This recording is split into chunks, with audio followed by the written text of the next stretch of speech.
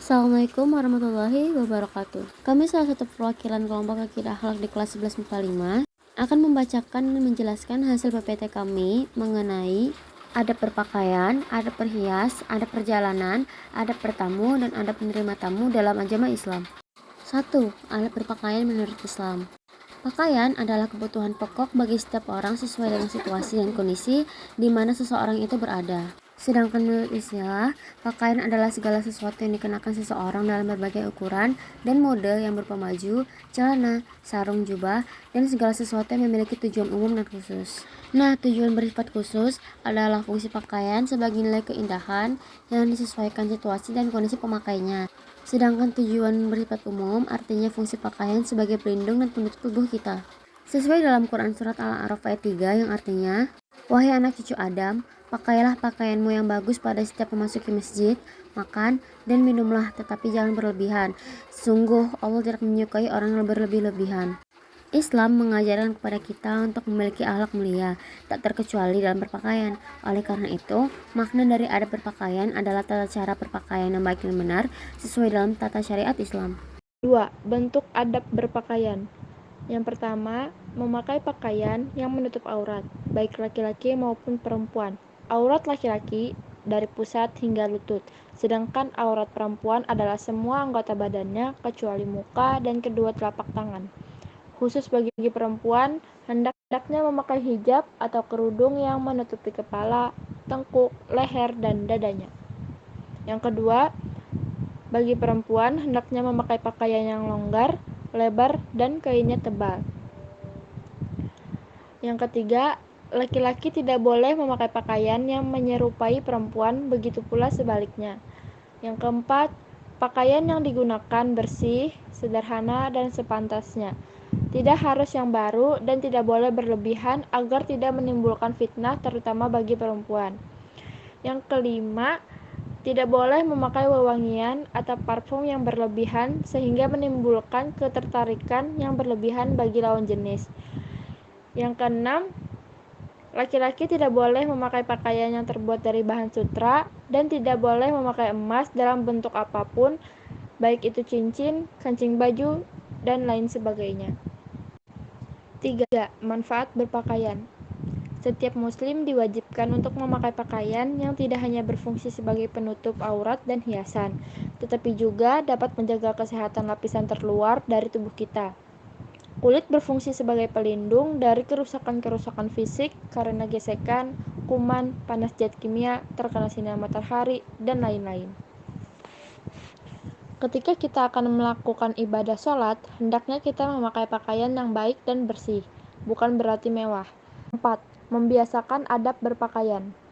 Yang pertama, memakai pakaian yang bersih, rapi, dan sewajarnya.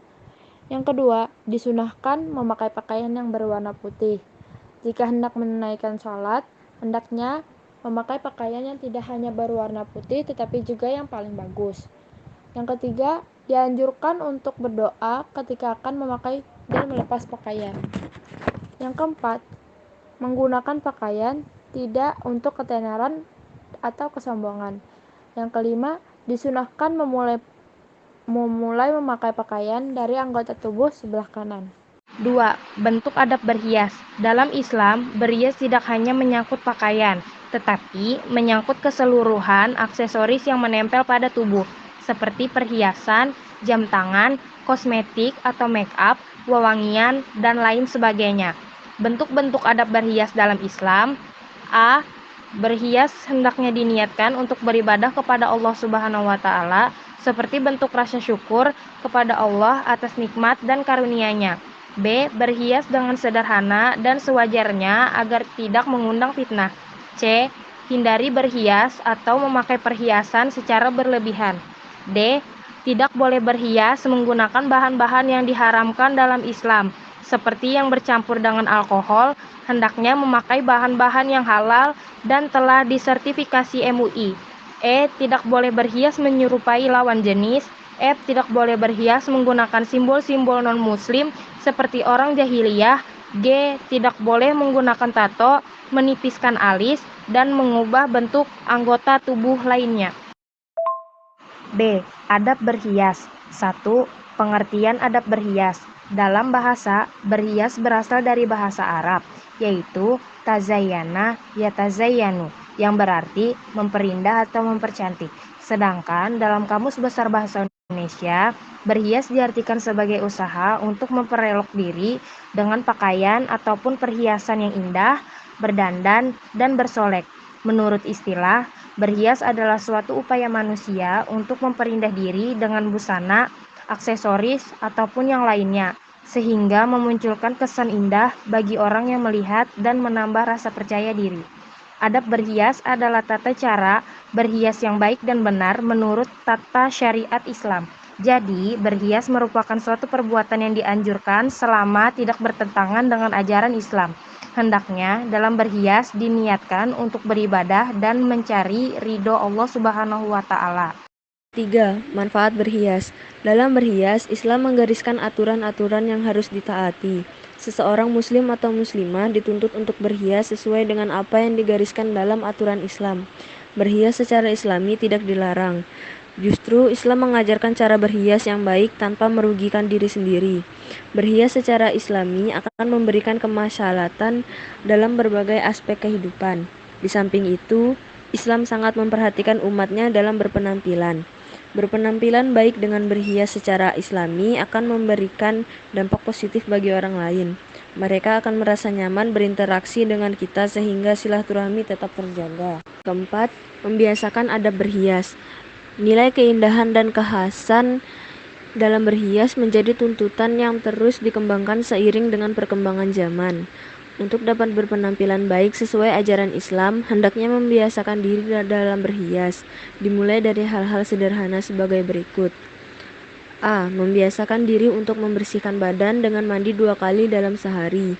B. Menggunakan pakaian yang rapi, bersih, sopan, dan menutup aurat. C. Berdandan secara sederhana, rapi, dan tidak berlebihan bagi perempuan, terutama ketika hendak keluar rumah. D. Merapikan rambut, menyisir, atau mencukurnya jika terlalu panjang bagi laki-laki. E. Memotong kuku. D. Adab bertamu. 1. Pengertian adab bertamu. Bertamu dalam bahasa Arab disebut dengan kata ataliziarati atau istazafa yastazifu. Menurut Kamus Besar Bahasa Indonesia, bertamu diartikan datang berkunjung ke rumah seseorang teman ataupun kerabat untuk suatu tujuan ataupun maksud tertentu.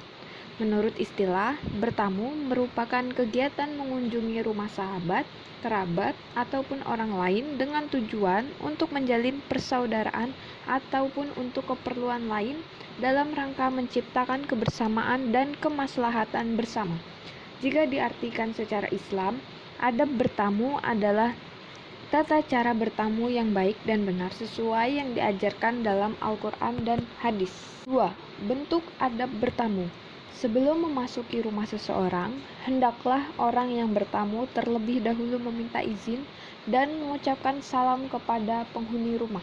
Berdasarkan ayat Al-Quran tersebut, yang pertama kali dilakukan adalah meminta izin, lalu mengucapkan salam. Sedangkan ahli fikih dengan mendasar pada hadis-hadis Nabi Shallallahu Alaihi Wasallam berpendapat lain. Mereka menyatakan bahwa mengucap salam dilakukan terlebih dahulu, baru kemudian meminta izin kepada tuan rumah. Menurut Rasulullah Shallallahu Alaihi Wasallam, meminta izin atau mengucap salam hendaknya dilakukan maksimal 3 kali. Tidak boleh masuk rumah orang lain tanpa izin, karena selain tidak menyenangkan, juga mengganggu tuan rumah. Hal lain yang perlu diperhatikan oleh seseorang ketika bertamu adalah sebagai berikut. A. Tidak boleh bertamu sembarang waktu. B. Hindari mengetuk pintu rumah secara berlebihan atau mengagetkan. C. Hindari terlalu lama bertamu hingga merepotkan tuan rumah. D. Hindari melakukan kegiatan yang mengakibatkan tuan rumah terganggu, seperti memeriksa ruangan atau perabotan, memasuki ruang pribadi tanpa izin. E. Hormatilah jamuan dengan memakan atau meminumnya. F. Hendaklah pamit saat akan pulang. 3. Manfaat bertamu. Apabila cara-cara bertamu ditegakkan secara baik, bertamu akan melahirkan manfaat yang cukup besar, baik bagi yang bertamu maupun bagi tuan rumah. Di antara manfaat bertamu antara lain sebagai berikut. A. Bertamu dengan cara yang baik dapat menumbuhkan sikap toleran terhadap orang lain. Oleh karena itu, dengan bertamu, orang akan menemukan kesesuaian sehingga akan terjadi persahabatan dan kerjasama dalam menjalani kehidupan. B. Dengan bertamu, seseorang akan semakin terbuka dalam berkomunikasi untuk mencari titik temu atas segala konflik yang sedang dihadapi melalui diskusi yang baik. C. Bertamu dapat dianggap sarana yang efektif untuk berdakwah dan menciptakan kehidupan masyarakat yang bermartabat. 4. Membiasakan adab bertamu. Dengan bertamu, seseorang dapat menemukan berbagai manfaat, baik berupa wawasan, pengalaman berharga, ataupun dapat menikmati segala bentuk penyambutan tuan rumah. Al-Quran memberi isyarat tegas betapa pentingnya setiap orang yang bertamu agar dapat menjaga diri dan tetap menghormati tuan rumah. Apabila tujuan bertamu sudah selesai, seseorang yang bertamu haruslah meninggalkan kesan yang baik dan menyenangkan bagi tuan rumah. Adab menerima tamu. 1. Pengertian adab menerima tamu. Menurut Kamus Besar Bahasa Indonesia, menerima tamu diartikan kedatangan orang yang bertamu, atau dalam istilah menerima tamu berarti menyambut tamu dengan berbagai cara penyambutan yang lazim atau wajar dan wajib hukumnya untuk memuliakan tamu tanpa memandang siapapun yang bertamu dan apapun tujuan bertamu. Jadi, adab menerima tamu adalah tata cara menyambut dan menerima tamu yang baik dan benar sesuai yang diajarkan dalam Al-Quran dan hadis. Dengan demikian, seorang muslim yang mengabaikan tamunya menunjukkan rendahnya akhlak dan hal itu termasuk dalam perbuatan dosa. 2. Bentuk adab menerima tamu. Menghormati tamu merupakan perintah yang mendatangkan kemuliaan di dunia dan akhirat. Memuliakan tamu merupakan salah satu sifat terpuji, bahkan Rasulullah SAW mengaitkan sifat memuliakan tamu dengan keimanan terhadap Allah Subhanahu wa Ta'ala dan hari akhir. Manfaat menerima tamu. Seorang muslim tidak dibenarkan menolak kehadiran tamu. Seorang muslim harus menerima kehadiran tamunya dengan penyambutan terbaik dan sukacita. Seorang muslim dilarang menghardik, menganiaya, mengusir, mengganggu, dan menghina orang yang datang ke rumahnya. Sebagai seorang muslim yang baik, wajib memberikan penyambutan tamu dengan baik dan memberikan pertolongan atau sesuatu yang dibutuhkan tamu. Dengan penyambutan tamu yang baik, akan memberikan manfaat yang besar di antaranya sebagai berikut. 1. Menerima tamu dapat meningkatkan kesabaran. 2. Menerima tamu dapat mengembangkan kepribadian. 3. Memuliakan tamu dapat juga dijadikan sebagai sarana untuk mendapatkan keselamatan dari Allah Subhanahu wa Ta'ala. 4. Membiasakan adab menerima tamu. Agar dapat menyambut tamu dengan sukacita, tuan rumah harus senantiasa berhusnuzan terhadap tamu. Jangan sampai kehadiran tamu disertai dengan kemunculannya berpikiran negatif dari tuan rumah. Tuan rumah harus sabar dalam menyambut tamu yang datang, apapun keadaannya. Kehadiran tamu seringkali mengganggu aktivitas yang sedang dikerjakan. Apabila tuan rumah merasa berat untuk menerima kehadiran tamu, tuan rumah harus tetap menunjukkan sikap bijaksana, jangan sampai menyinggung perasaan tamu. Setiap muslim harus menunjukkan sikap baik terhadap tamu, mulai dari keramahan diri dalam menyambut tamu, menyediakan sarana dan prasarana yang memadai, dan memberikan jamuan makanan ataupun minuman yang memenuhi selera tamu atau bahkan yang menjadi kesukaan tamu. C. Adab perjalanan. 1. Pengertian adab perjalanan. Perjalanan dalam bahasa Arab disebut dengan kata rihlah atau safar. Dalam Kamus Besar Bahasa Indonesia, perjalanan diartikan sebagai cara atau gerakan berjalan atau bepergian dari suatu tempat menuju tempat yang lain untuk suatu tujuan. Sementara menurut istilah, perjalanan adalah suatu aktivitas seseorang untuk keluar ataupun meninggalkan rumah dengan berjalan kaki ataupun menggunakan sarana transportasi yang mengantarkan sampai pada tujuan dengan maksud tertentu. Pada masa Rasulullah SAW, Perjalanan untuk berbagai keperluan, terutama berdagang, telah menjadi tradisi masyarakat Arab. Dalam surah Quraisy, Allah Subhanahu wa Ta'ala mengabadikan tradisi masyarakat Arab melakukan perjalanan pada musim tertentu ke berbagai tempat untuk berbagai keperluan. Adab perjalanan adalah tata cara dalam melakukan perjalanan sesuai dengan syariat Islam. Islam merupakan satu-satunya agama yang mengatur kegiatan manusia dalam melakukan perjalanan, mulai dari persiapan perjalanan ketika masih berada di rumah, di tengah perjalanan, dan hingga sampai di tempat tujuan. 2. Bentuk adab perjalanan. Di antara jenis perjalanan yang dianjurkan dalam Islam yaitu pergi haji, umrah, menyambung silaturahmi, menuntut ilmu, berdakwah, berperang di jalan Allah Subhanahu wa Ta'ala, dan mencari karunia Allah Subhanahu wa Ta'ala. Perjalanan juga berfungsi untuk menyehatkan dan menyegarkan kembali kondisi jasmani dan rohani dari kepenatan dan kelelahan setelah menjalani rutinitas sehari-hari. Sebagai pedoman, Islam mengajarkan adab dalam melakukan perjalanan sebagai berikut. A. Bermusyawarah dan salat istikharah. Seseorang yang berniat dan hendak melakukan perjalanan jauh, sebaiknya bermusyawarah dengan keluarga dan melaksanakan salat istikharah. B. Mengembalikan hak dan amanah kepada pemiliknya. C.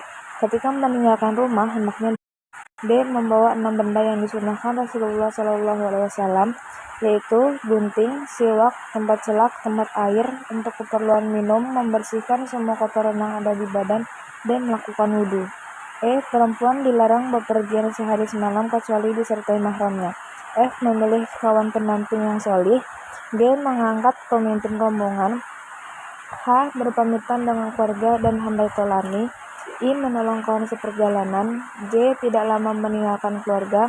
K. Takbir 3 kali dan berdoa.